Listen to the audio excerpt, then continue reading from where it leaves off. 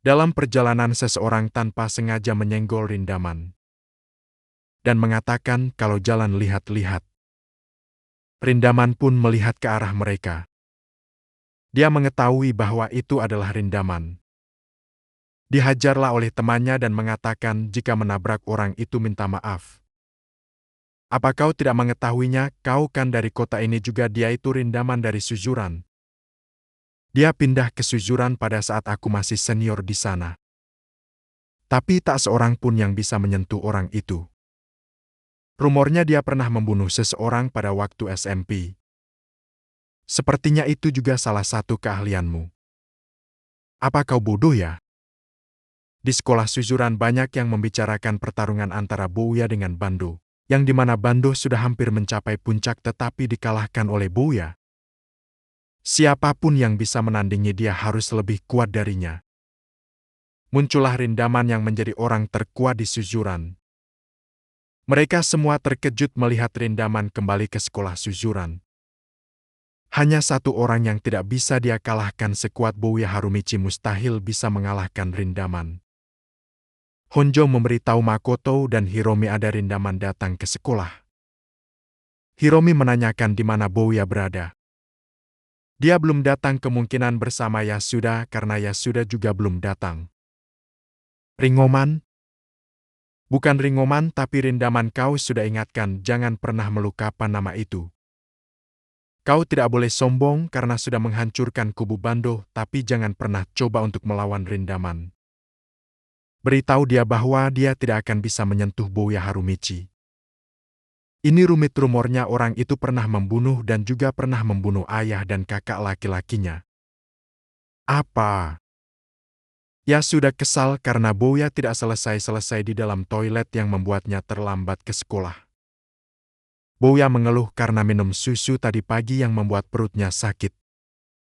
Ya sudah masih menceritakan rumor tentang Rindaman yang kemungkinan lebih tua dari kita 2 atau 3 tahun di atas kita. Dan kalau iya mungkin dia menghabiskan waktunya di dalam penjara, bagaimanapun dia menakutkan walaupun jarang ke sekolah.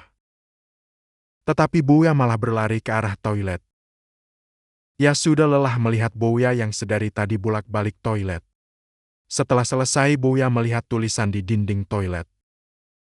Bouya pun membacanya. Dan akan selalu mengingat namanya itu. Mereka yang sekelas dengan Rindaman terkejut melihat Rindaman masuk sekolah. Rindaman tidak memerdulikan mereka dan hanya memandang keluar jendela.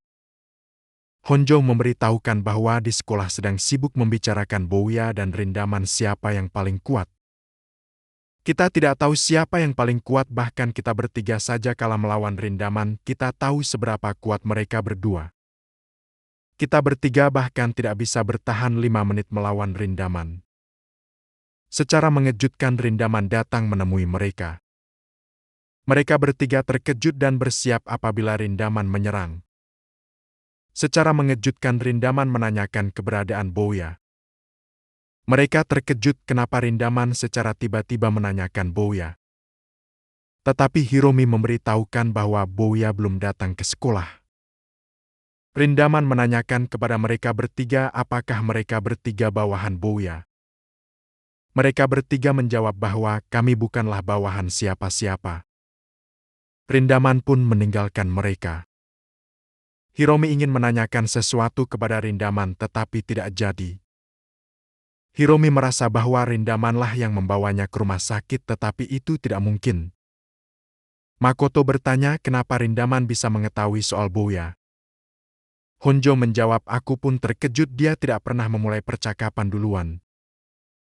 Hiromi pun bingung, tidak mungkin mereka pernah bertemu. Bouya meminum obat sakit perut yang dibelikan oleh Yasuda.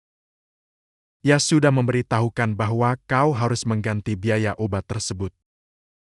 Yasuda selalu mencatat uang yang sudah dipinjam oleh Bouya. Bouya selalu mencari-cari alasan agar tidak membayar hutang ke Yasuda. Di Suzuran Rindaman meninggalkan sekolah. Teman sekelas Rindaman membicarakan Rindaman, mungkin Rindaman bosan karena tidak ada yang bisa diajak bicara.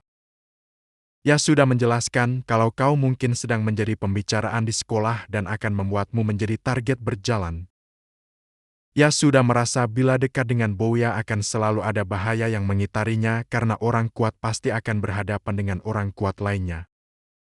Yasuda membayangkan apa yang terjadi nantinya bila terus bersama Bouya. Sambil memeluk tiang listrik, Yasuda membayangkan apa yang terjadi selanjutnya. Sampai Yasuda merasakan perutnya mulai bermasalah dan menuju toilet. Bouya berteriak ke Yasuda bahwa kita sudah terlambat ke sekolah. Tetapi Yasuda menjawab, karena kaulah yang terlalu lama di dalam toilet membuat kita terlambat. Di saat Bouya menunggu Yasuda, muncullah sosok yang menjadi lawan terberat Bouya. Mereka pun saling bertatapan mengetahui siapa yang di hadapannya. Dan saling memperhatikan satu sama lain. Bouya menerka-nerka, apakah kau Rindaman? Tetapi Rindaman hanya terdiam tanpa berkata. Dari tatapannya Bouya yakin bahwa dia itu Rindaman dan ingin menghampiri Rindaman. Bouya berkata, berarti benar kaulah Rindaman.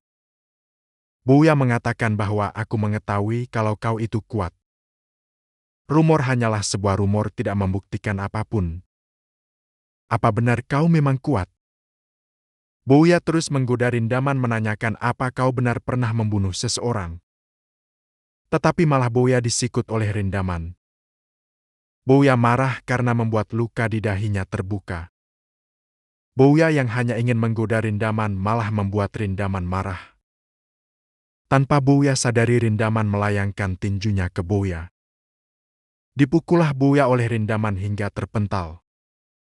Bouya terpental cukup jauh dari Rindaman. Yasuda yang melihatnya sangat terkejut dan Bouya mencoba bangkit kembali. Sambil sempoyongan Bouya berjalan menghampiri Rindaman. Tetapi Bouya tidak sanggup untuk berjalan ke arah Rindaman dan terjatuh. Lalu Rindaman pun meninggalkan Bouya. Dan pemburuan Bouya untuk mencari Rindaman pun dimulai. Sampai bertemu di chapter selanjutnya, jangan lupa follow, like, dan subscribe.